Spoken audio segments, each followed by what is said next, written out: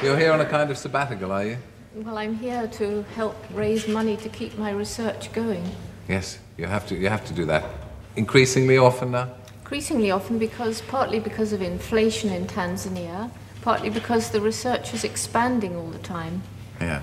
Let's see it to establish exactly what you do. We'll see it at work. That was a very, very wonderful moment. It was a tremendous feeling of accomplishment and exhilaration and pride in the fact that I'd been accepted.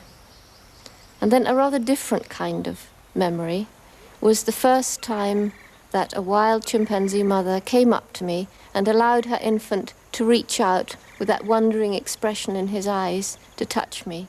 And that, of course, was Flo with her infant Flint. And that's another moment I'll never forget.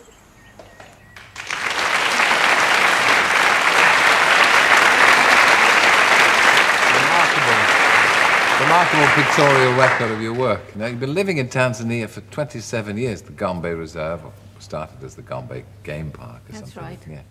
Yeah. Why did you go there in the first place? I was very fortunate, having saved up money and gone out to Africa because there were animals which I'd always wanted to study. I met the late Louis Leakey, and it was he who said, well, I've been looking for someone to go and study chimpanzees because of the light that their behavior may shed on understanding early human behavior. But certainly for the first year, you were there completely on your own, weren't you? Initially, I wasn't allowed to be on my own. The British government, as it then was, said, no, this is absolutely almost amoral for a young girl to go out in the bush. So I had to choose a companion, and my mother came with me for 3 months. And her mother came too. And then, but she left then. Obviously, the bush proved a little bit much for her. No, the bush didn't prove much. It was just that the authorities decided, well, I was crazy and I was okay, and she had many things to do in England. Yeah. So you lived there for a year on your own. I just wonder, when I was looking through the book and thinking about you, how could you stand it? I mean, I can understand the days because you're interested and wrapped up in the life of the chimpanzee and trying to observe and note everything that you see. But what about the nights? Well, the nights start, it gets dark at about 7:30. So by the time I got down from the mountains, had something to eat for the first time in the day, and then had to write up my scribbled notes. It was usually about 9:30, 10, and then I was very tired since one got up at 5:30 every morning. Did I? Yeah, quite. So you slept like a log. Do you find it hard to sleep when you come back here? I sometimes don't sleep at all. Yeah. Is it the smell of the crowd or the noise of the traffic? It's the noise of the traffic and the fact that now there's so much going on, so much to be done. Yeah, yes. Mainly to try and get some money to keep this work going in Gombe that you started. Yes.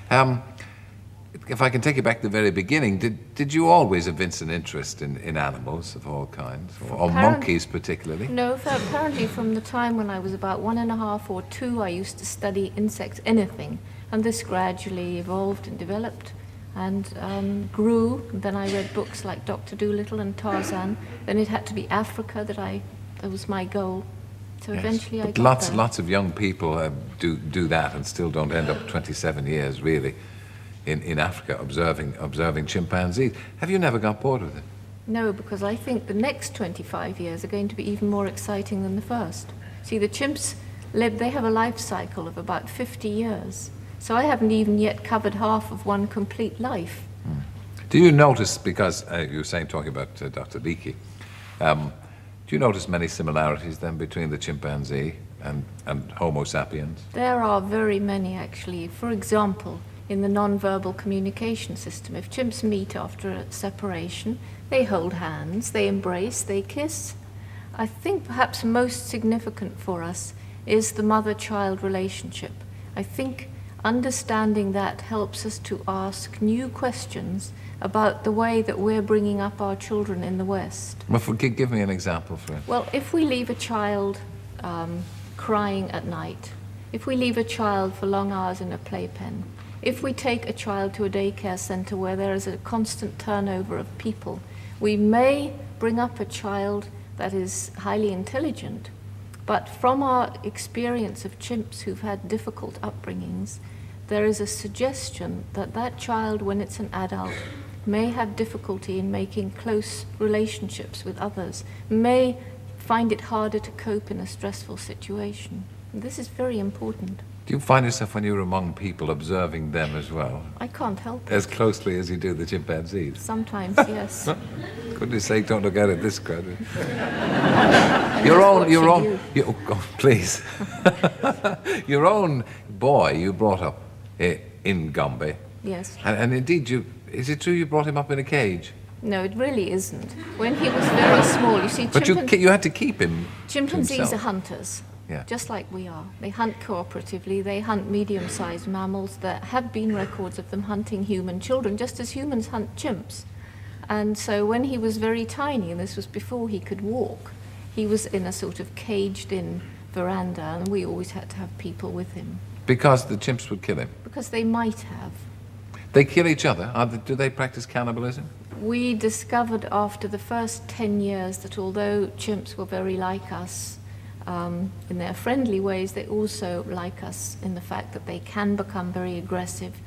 We found that under certain situations there can be cannibalism, and also an inter-community interactions that in some ways like a primitive form of human warfare.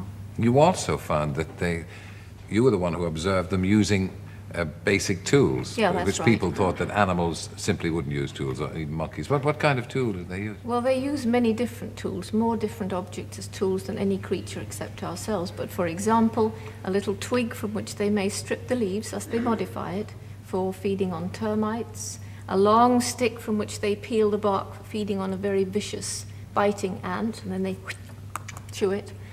Crumpled leaves for sopping water out of a little hole when they can't reach it with their lips, or for wiping blood off their bodies.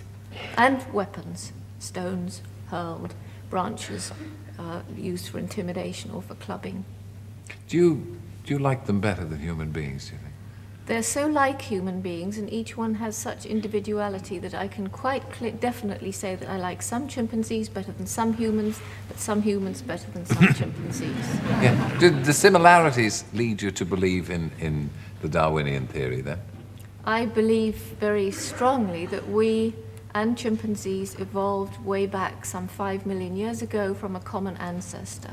And this is the thing, behavior we see in man today and chimp today was probably in that common ancestor, and therefore we can imagine Stone Age people having long, friendly relationships between family members and using little twigs to feed and embracing one another. And I like to think of that. And what about the male of the species? The male of the species doesn't make a very good father. How did we evolve into being responsible fathers?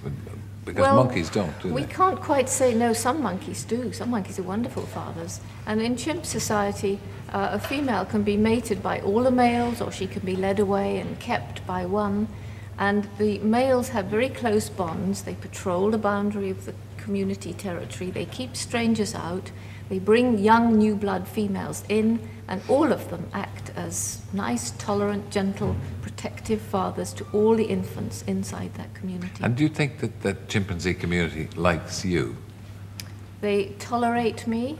In their world, there are other chimps who are the most important. There are baboons, there are bushbuck, and there are humans. And now they tolerate me and my Tanzanian field assistants in a way that to me is still very remarkable and very amazing. And as you say, you have another 25 years to go, or 20 years to go. I sincerely hope so. I hope so too. It's nice to meet you. Thank you.